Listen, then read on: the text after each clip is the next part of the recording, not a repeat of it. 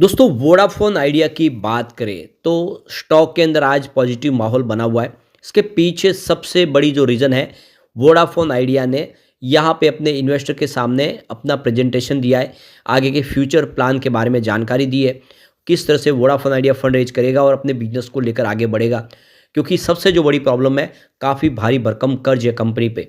Company loss में है और कस्टमर बेस लगातार कम हो रहा है। ऐसे में इन सब से कैसे निपटेगी कंपनी, इसी को लेकर इस प्रेजेंटेशन में दिया गया सारा का सारा क्या क्या संभावना है उसको सब जानेंगे। और क्या है वोडाफोन आइडिया की आगे की रणनीति, कौन से बड़े म्यूचुअल फंड है जिन्होंने यहाँ पे निवेश किया हुआ है, और आने वाले समय क्या फाइनेंशियल सेल में कुछ सुधार हो सकता है, जानेंगे इस वीडियो के माध्यम से।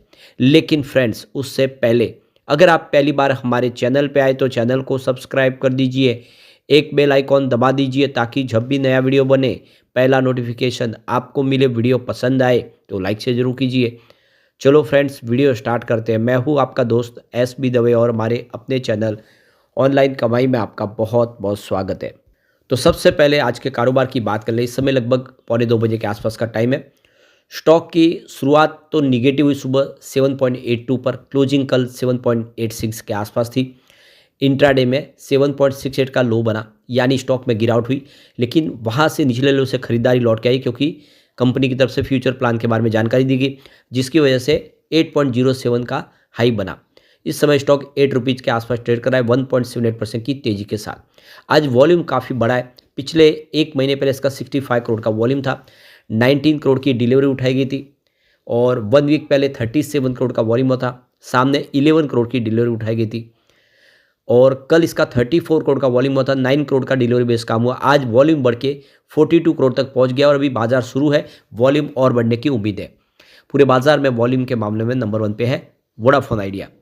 इसकी परफॉर्मेंस देखें तो पिछले 4 ट्रेडिंग सेशन से इसमें लगातार गिरावट हो रही थी। आप देख लो कि 9 दिसंबर से स्टॉक लगातार गिर रहा है। 8.15 के आसपास था, जो गिरते हुए 8 रुपीज़ के आसपास आया था। आज फाइनली 4 दिन की गिरावट के बाद फिर से इसमें कुछ संभावना पॉजिटिव बनने लगी है। वैसे स्टॉक सीमित दायरे में ट्रेड कर रहा है 8 रुपीज़ के आसपास। अब जो बड़ी अपडेट निकल के आ रही है, वोडाफोन आइडिया ने एक्सचेंज को जानकारी दी है नोटिस के माध्यम से। उन्होंने अपने इन्वेस्टर के साथ में अपने फ्यूचर प्लान को पूरा प्रेजेंट किया है। तो वोडाफोन आइडिया का आने वाले समय 3 साल के लिए जो प्लान है कि करीब 55,000 करोड़ का खर्च करेगी कंपनी अपने बिजनेस को आगे बढ़ाने के लिए। तो यहाँ पे देख सकते हो कि वोडाफोन आइडिया की तरफ से जो कैपिटल एक्सपेंडिचर का प्लान है वो 50,000 से लेकर 55,000 करोड़ का है आने वाले 3 सालों में, जिसमें कंपनी 4G सर्विस को पूरी तरह से शुरू कर देगी और 5G नेटवर्क भी अपना बढ़ा देगी। तो जो पिछड़ गए हैं उस काम को, अभी जो अधूरा है उसको पूरा करना है। तो इस इन्वेस्टर प्रेजेंटेशन में कंपनी की तरफ से कहा गया कि उन्होंने ऑलरेडी 2,000 करोड़ रुपये का capital expenditure first half financial year 2025 में कर लिया है। और ये देख लो कि उनकी वजह से जो 14% जो इनका 4G डाटा कैपेसिटी है वो बड़ी है। 4G पॉपुलेशन कवरेज एरिया उनका लगातार बढ़ रहा है। अब 22 मिलियन न्यू यूजर्स उनको मिले हैं।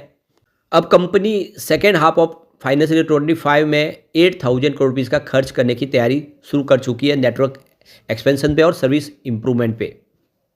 यहाँ पे टेलीकॉम ऑपरेटर की तरफ से ये भी एक थोड़ा सा हिंट दिया गया है कि टैरिफ हाइक और हो सकता है। वैसे तो आप देखें तो ऑलरेडी बहुत ज़्यादा बढ़ा दिया गया तीनों ही ऑपरेटर ने मिलके, जिससे लोग बहुत ज़्यादा नाखुश है और काफ़ी कस्टमर जो BSNL की तरफ शिफ्ट भी हो रहे, उसके बावजूद भी कह रहे कि अभी भी हमें ये जो है इस समय जो प्राइस है वो परवड़ती नहीं है, इसमें और ज़्यादा प्राइस हाइक करने की ज़रूरत है। यहाँ पे वोडाफोन आइडिया कहना है कि जो टैरिफ इस समय इंडिया की है वो काफ़ी कम है विश्व के बड़े देशों से। तो अलग देशों से अगर कंपेयर किया जाए तो इसका अभी भी टैरिफ कम है और इसको बढ़ाने की गुंजाइश दिख रही है। तो वोडाफोन आइडिया अब पूरी प्लानिंग से साथ आगे बढ़ने को तैयार है। सरकार का सपोर्ट मिला हुआ है। वोडाफोन आइडिया भारी भरकम खर्च करके जो अपनी ज़मीन खिसक चुकी है उनकी उस ज़मीन को फिर से पाना है। जो कस्टमर इनसे छीन गए हैं वो कस्टमर को फिर लाना है और इसके लिए वोडाफोन आइडिया का मैनेजमेंट कोशिश कर रहा है और ये सारा इस इन्वेस्टर मीटिंग के दौरान बाहर निकल कर आया है। मौके पे आदित्य बिरला का भी कहना है कि यहाँ पे कंपनी IPO के माध्यम से फंड रेज का ये जो जरिया है उसका इस्तेमाल कर रही है और हम ऑलरेडी हमारी जो बिड है 90,000 करोड़ की बिड हमें रिसीव हो चुकी है। आने वाले समय हम तेज़ी से और अपने कारोबार को आगे बढ़ाएंगे और जितने फंड की जरूरत पड़ेगी उसको इसमें कंपनी में लगाएंगे। तो देख सकते हो कि यहाँ पे फैसले काफ़ी ज़्यादा शानदार हुए। अब यहाँ पे देख सकते हो कि इन्होंने जो अपना इन्वेस्टर प्रेजेंटेशन रखा है इसमें सारी जानकारी शेयर की गई है, जिसमें इन्होंने VIL की तरफ से अपनी जो अचीवमेंट है, जो इन्होंने अभी तक जहाँ पे नेटवर्क में कवरेज क्षेत्र पाया है, उसका ओवरव्यू यहाँ पे दिया है, जो आप जाके देख सकते हैं। इसके अलावा यहाँ पे स्पेक्ट्रम का जो दूसरी कंपनियों के मुकाबले कैसा रहा है प्रदर्शन, उसकी जानकारी दी है यहाँ पे। इसके अलावा इन्होंने अपने अचीवमेंट क्या क्या किए, trusted brand with strong proposition, उसको भी यहाँ पे शेयर किया गया है। इसके अलावा अगर आप देखें तो आगे की जो प्रमोटर का जो सपोर्ट मिला है कंपनी को, उसके बारे में जानकारी शेयर की है। आगे की ग्रोथ अपॉर्चुनिटी क्या है, उसके बारे में जानकारी दी है। इसके अलावा digital revolution in India offer sustainable growth opportunities, उसके बारे में शेयर किया सारा का सारा जानकारी। इसके अलावा market structure providing the clear runway for market repair. तो ये सारी जानकारी यहाँ पे शेयर की। सबको अगर डिस्कस करेंगे तो वीडियो तो बहुत लंबा हो जाएगा, लेकिन आप ये देख सकते हो सारे हमारा जो फोकस है कि इन्वेस्टमेंट लगातार करके 17 सर्कल में हमारी मजबूती हम दिखाना चाहते हैं। वहाँ पे जो 17 अलग अलग सर्कल है, वहाँ पे कंपनी अपनी पकड़ को मजबूत करना चाहती है और 5G सर्विस को और मजबूती से आगे बढ़ाना चाहती है। 5G सर्विस अभी बराबर शुरू नहीं हो पाई है, टेस्टिंग मोड पे ही है, लेकिन जल्दी 5G सर्विस के लिए हम तैयार है। हमारा जो इंफ्रास्ट्रक्चर है उस हिसाब से बना दिया गया है। तो ये सारी जानकारी दी है और इसके अलावा ARPU को और इम्प्रूव करना है, हब पर कस्टमर बेस कमाई को बढ़ाना है और डिजिटलाइजेशन के माध्यम से कस्टमर को हर तरह की उम्दा सर्विस प्रोवाइड करना है। ये सारी जानकारी यहाँ पे इस प्रेजेंटेशन में दी गई है। अब यहाँ पे एक और अच्छी इसके लिए जो अचीवमेंट है कि जो कंपनी का कैश फ्लो बहुत ज़्यादा नेगेटिव था, वो अब कम हुआ है। यानी मार्च 2023 में 1224 करोड़ निगेटिव था कैश फ्लो, जो इस समय मात्र 61 करोड़ निगेटिव रह गया है। तो कंपनी का जो नेट कैश फ्लो है जल्दी वो पॉजिटिव होता हुआ दिखाई दे सकता है। इसके अलावा भी बहुत सारे म्यूचुअल फंड ने जम के खरीदारी की है। अगर हम टॉप 10 म्यूचुअल फंड की बात करें जिन्होंने आइडिया में निवेश किया है, तो आप देख सकते हो कि सबसे ऊपर HDFC multi cap fund direct है। उसके बाद Aditya Birla Sun Life dividend yield fund growth ने यहाँ पे निवेश किया है।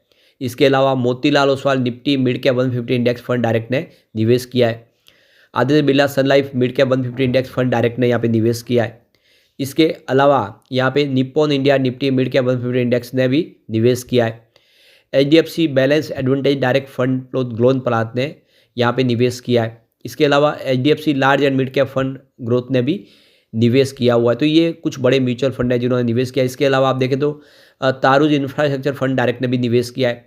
तारुज मिड कैप फंड डायरेक्ट ने निवेश किया है। इसके अलावा Edelweiss Nifty large and mid cap 250 index ने भी निवेश किया है। तो ये कुछ बड़े म्यूचुअल फंड है जिन्होंने जम के खरीदारी की है। कंपनी कोशिश पूरी कर रही है, लेकिन दबाव बहुत ज़्यादा है। अब स्थिति बहुत नाजुक है, इसको सही पटरी पे लाना होगा। लेकिन फ्रेंड्स, कोई भी इन्वेस्टमेंट करने से पहले अपने फाइनेंशियल एडवाइजर से एडवाइस ले ले या अपना खुद का रिसर्च करें, क्योंकि मैंने वीडियो आपके एजुकेशनल पर्पज़ के लिए ही बनाया। वीडियो पसंद आए तो लाइक से जरूर कीजिए और चैनल को सब्सक्राइब कर दीजिए। Thank you friends.